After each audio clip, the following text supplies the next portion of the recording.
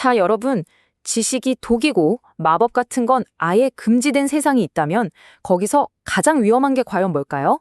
놀랍게도 바로 책 한 권, 그리고 그 책을 손에 쥔 아주 작은 소녀라고 합니다. 이번 시간에는 한 소녀의 그 용기가 어떻게 거대한 억압에 맞서는 가장 강력한 무기가 되는지 그 이야기를 한번 깊이 들여다보겠습니다. 이 이야기의 배경은 철의 율법 공작이 다스리는 에리도르 왕국입니다. 여긴 말이죠. 질서와 안전이라는 그럴듯한 이름 아래 모든 신비로움이나 경이로움 같은 것들이 싹 사라져버린 곳이에요. 마법은 법으로 지워졌고 과거의 지혜는 그저 잿더미로만 남았죠.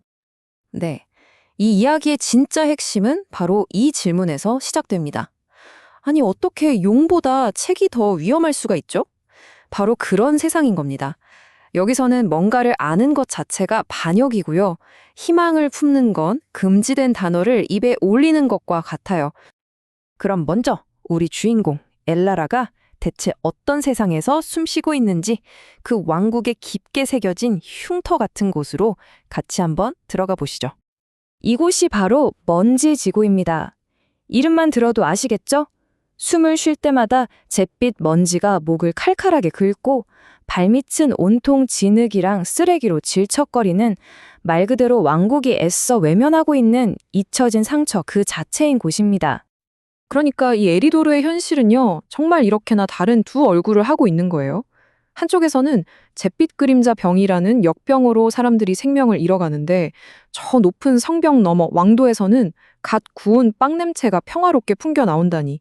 이 극명한 차이가 바로 이 왕국이 가진 비극의 본질이죠. 그리고 바로 이 절망의 한가운데 엘라라라는 아이가 있습니다. 이제 겨우 12살 된 이 소녀는요, 그저 하루하루 살아남는 것에 만족하지 않아요. 남들 눈에 띄지 않게 움직이는 기술 뒤에는 이 잿빛 세상을 넘어선 무언가를 알고 싶어하는 아주 뜨거운 비밀을 감추고 있거든요. 잿빛 그림자병. 이건 그냥 단순한 병이 아닙니다. 이 먼지 지구를 완전히 뒤덮어버린 역병은 사실상 왕국이 이곳 사람들을 어떻게 버렸는지를 보여주는 눈에 보이는 절망의 증거라고 할 수 있어요. 그럼 공작이 내놓은 해결책은 뭐였을까요? 바로 이겁니다. 아무 효과도 없는, 그저 차갑고 쓰기만 한 철염 약수. 엘라라의 아픈 친구 레오에게 주어진 유일한 희망이라는 게 사실은 희망이 아니었던 거죠. 하지만 이런 절망 속에서 엘라라는 다른 무기를 찾아냅니다. 그건 칼도 주먹도 아니었어요. 바로 이 정권이 세상에서 가장 두려워하는 것, 금지된 지식이었죠. 이 정권의 통제는 정화재판소라는 이름으로 아주 철저하게 이루어집니다.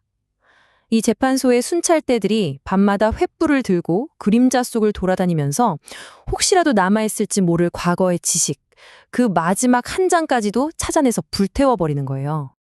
자, 이게 바로 엘라라가 목숨을 걸고 지키는 보물들입니다. 불에 타고 물에 젖고 다 찢어진 낡은 책들이죠. 들키는 순간 바로 정화의 불길에 던져줄 게 뻔한데 대체 이 소녀는 왜 이런 종이 조각들을 위해 모든 걸 거는 걸까요? 바로 이것 때문입니다. 엘라라는 글은 거의 읽지 못해요. 하지만 책 속에 있는 그림들은 전혀 다른 이야기를 들려주거든요. 별자리 도표라든가 약초 그림, 그리고 공식 기록에 나오는 흉측한 괴물과는 전혀 다른 아주 위험 있고 평화로워 보이는 날개 달린 짐승의 그림을 보게 됩니다. 책이 그녀에게 다른 세상이 가능하다는 걸 보여주는 거죠. 이렇게 뭔가 다른 답을 찾으려는 그 절박한 마음이 결국 엘라라를 잊혀진 한학자의 비밀, 그리고 왕국의 가장 위험한 진실 속으로 이끌게 됩니다. 친구 레오의 기침 소리가 점점 희미해지자 엘라라는 정말 마지막 희망을 붙잡으러 갑니다. 사람들이 미치광이라고 불렀던 늙은 학자의 집, 그 잿더미 속으로 향하는 이 작은 발걸음이 그녀의 모든 것을 바꿔놓을 줄은 꿈에도 몰랐겠죠. 여기서 잠깐 우리도 엘라라의 입장에 한번 되어볼까요? 모든 게 불타서 잿더미만 남은 곳에서 과연 뭘 찾을 수 있을까요? 그녀의 탐색이 얼마나 절망적이었을지 그 막막함이 느껴지시나요? 이제 모든 희망이 제가 되었다고 생각한 바로 그 순간, 무너져 내린 대들보 아래에서 그녀의 손끝에 뭔가 단단하고 차가운 것이 닿습니다. 상자를 열어보니 안에는 금은 보화 같은 게 들어있지 않았어요. 그 대신 가죽으로 잘 재본된 단 한 권의 일지가 있었죠. 맞습니다. 이 세상에서 진짜 보물은 번쩍이는 황금이 아니라 바로 잊혀진 지식이었던 겁니다. 그리고 이 낡은 일지 안에는요, 단순히 오래된 기록을 넘어서 왕국의 운명 자체를 바꿀지도 모르는 금지된 희망이 그려져 있었습니다. 일지는 엘라라가 전혀 읽을 수 없는 옛날 문자로 가득했지만 다행히 그림은 누구나 알아볼 수 있었죠. 수많은 식물 그림 속에서 유독 희미하게 빛나는 것처럼 보이는 약초 하나와 용의 숨결풀이라는 이름을 발견해요. 그리고 바로 그 옆에 손으로 직접 그린 지도가 있었습니다. 그런데 진짜 문제는 그 약초가 자라는 장소였습니다. 지도가 가리키는 곳은 바로 대재앙의 근원지라고 알려져서 공작이 철저하게 금지시킨 곳, 용의 이빨 산맥이었어요. 그곳에 발을 들인다는 건 그냥 죽으러 가는 거나 마찬가지였죠. 이 여정은 단순히 약초를 찾는 게 아니었어요. 일지 마지막 장에 그려진 이상한 알 모양 돌 스케치 옆에 엘라라가 유일하게 알아볼 수 있는 단어가 적혀 있었거든요. 바로 이그니스. 불과 영혼을 뜻하는 이 고대어는 이 소녀의 여정이 우리가 상상하는 것보다 훨씬 더 거대한 무언가와 연결되어 있다는 걸 암시하고 있었습니다. 자, 이제 모든 조각이 맞춰졌습니다. 금지된 땅에 있는 희망, 그리고 그 희망을 좇는 데 따르는 필연적인 위험. 엘라라는 이제 자신의 목숨과 친구의 목숨 사이에서 운명적인 선택을 해야만 하는 기로에 섰습니다. 왕국의 법은 아주 명확합니다. 용의 이빨 산맥으로 가는 건 사형선고나 마찬가지다. 친구를 구할 수 있는 유일한 희망을 쫓을 것인가? 아니면 그냥 법에 순응하면서 친구의 죽음을 기다릴 것인가? 결국 엘라라는 결심합니다. 더는 숨어서 기다리지 않기로요.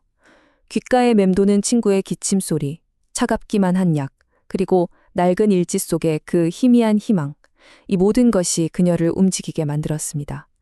그리고 마침내 그녀는 자신의 낡고 초라한 삶을 뒤로 한 채 금단의 땅을 향해 찻발을 내딛습니다.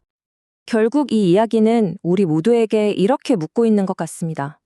법이 우리를 지켜주지 못하고 힘 있는 자들이 아무런 희망도 주지 않을 때 과연 한 아이의 그 작은 용기가 가장 위대한 반역이 될 수 있을까요?